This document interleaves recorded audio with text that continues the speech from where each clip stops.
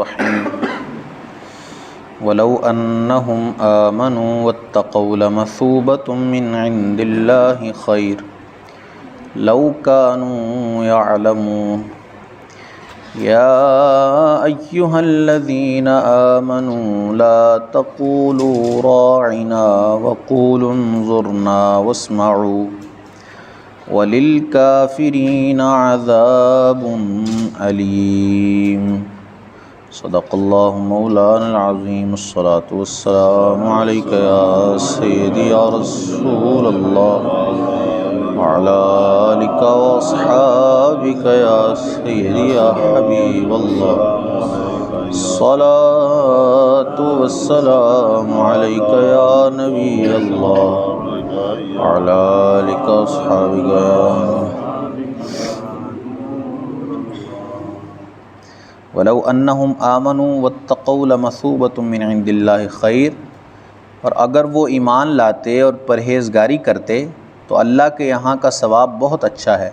لو کانوا یعلمون، کاش کہ کسی طرح انہیں علم ہوتا۔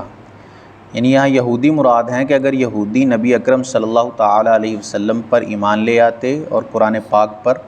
یقین رکھتے تو اللہ کی طرف سے ان کے لیے بڑا ثواب تھا، کیونکہ ایک تو ان کو اپنی کتاب پر ثواب عمل کرنے کا ثواب ملنا تھا کہ انہوں نے توریت پر عمل کیا، اور پھر جب وہ قرآن پر اور نبی اکرم صلی اللہ علیہ وسلم پر ایمان لے آتے تو ان کا ثواب ڈبل ہو جاتا کہ انہوں نے حضور پر بھی ایمان رکھا اور قرآن پر بھی ایمان رکھا۔ تو ایک اپنے نبی اور اپنی کتاب پر ایمان لانے کا ثواب، اور ایک رسول اللہ صلی اللہ علیہ وسلم اور قرآن پر ایمان لانے کا ثواب، تو یہ ثواب ان کا دگنا ہو جاتا۔ لیکن اگر وہ ایمان لاتے، لیکن وہ ایمان نہیں لائے، محض بغض اور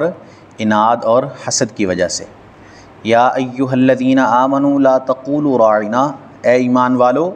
راعنا نہ کہو، وقولوا انظرنا، اور یوں عرض کرو کہ حضور ہم پر نظر رکھیں، واسمعوا، اور پہلے ہی سے بغور سنو،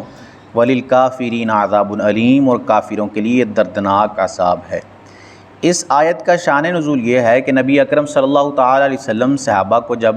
کوئی تعلیم و تعلم فرمایا کرتے تو صحابہ کو اگر بیچ میں کچھ بات سمجھ نہ آتی تو عرض کرتے کہ راعنا کا مطلب کہ ہماری رعایت فرمائیے، ہمیں کلام جو ہے وہ مکمل سمجھ لینے دیجیے۔ تو راعنا صحابہ کرام نبی علیہ الصلوۃ والسلام کی بارگاہ میں عرض کرتے، لیکن یہودیوں کی اصطلاح میں، یہودیوں کی زبان میں اس کا مطلب برا تھا،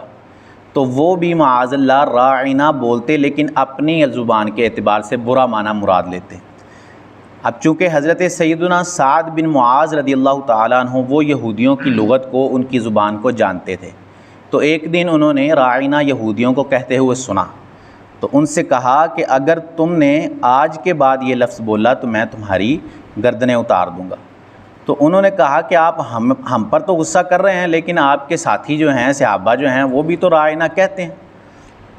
تو پھر آپ افسردہ ہو کر، غمزدہ ہو کر نبی اکرم صلی اللہ علیہ وسلم کی بارگاہ میں حاضر ہوئے، تو اس وقت یہ آیت نازل ہوئی اور راعنا کہنے سے منع کر دیا گیا کہ اے ایمان والو راعنا نہ کہو، بلکہ اس کی جگہ ایک اور لفظ عطا کیا گیا کہ انظرنا، کہ یا رسول اللہ ہم پر نظر کیجئے، لیکن پھر فرمایا واسمعوا،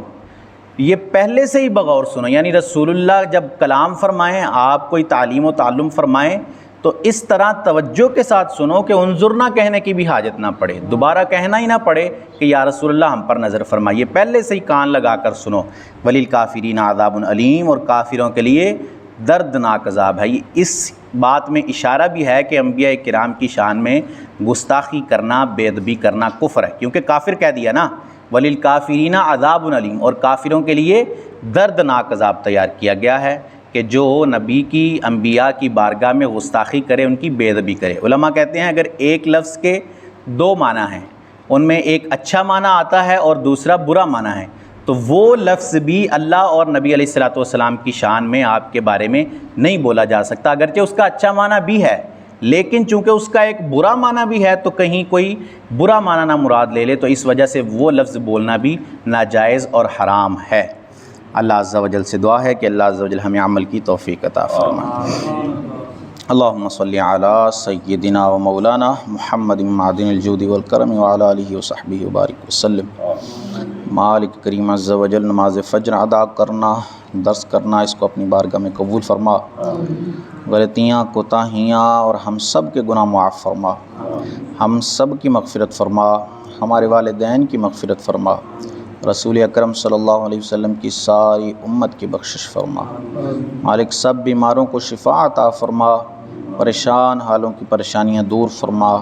سب قرض داروں کو قرضوں سے خلاصیاں عطا فرما، سب کی حلال روزیوں میں برکتیں عطا فرما، حرام کے رزق سے سدا محفوظ فرما، اپنے سوا کبھی کسی کا محتاج نہ کر، ہم سب کو خلوص و استقامت سے 5 وقت بعد جماعت نماز پڑھنے کی توفیق عطا فرما۔ سبحان ربک رب العزت عما یصفون وسلام علی المرسلین والحمد للہ رب العالمین، بحق لا الہ الا اللہ محمد رسول اللہ۔